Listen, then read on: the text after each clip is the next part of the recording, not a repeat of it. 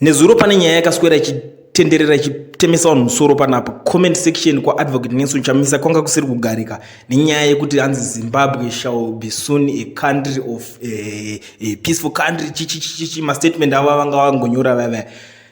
Vanhu ndobva vatanga kutaura kudedza kuti zvinoitika sei izvozvo. Makarara nguva yese makanyarara makudzoka mada kutirwadzisa tatakakuregererai tikakukanganwirai makuda kudzosera nyaya futi muda kuya panapa muchitinyebera. Asi panapa ndiri kuona zvekare nhasi Advocate Nelson Chamisa vadzoka vane mhinduro inopindura zvese zvaitaurwa nevanhu nezuro nekuti vanhu vaipopota macelebrity marole model. So panapa vanyora vakati authentic, genuine and principled. One thing for certain is I have absolute love for our beautiful country. I love God, I love Zimbabwe and its wonderful people.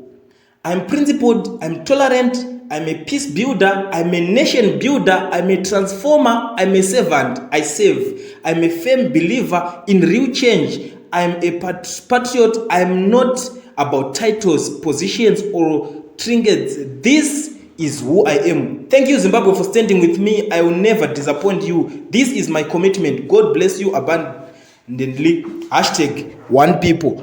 Mazono zvawa vachanyanyisa God is in it because vanhu vanga kutanga kutaura zvakawanda wanda pamusoro pazvo but vakunyora kuti one people kubatana kwevanhu. So pazvinhu zvese zvaitaurwa nevanhu even vanhu vakawanda makauya muchitaura mukati this Chamisa that ndo mhinduro yavazongova vachipa vakati chandinonyanya kudisisa inini inyika yedu yeZimbabwe ndosaka ndichiita zvinhu izvozvo kuti inini ndinoida nyika iyi ende handichafendeka kudisappointai ndicharamba ndichimira nemi this time around. Ndo mashoko ari kubva kuna Advocate Nelson Chamisa muzuva ranhasi.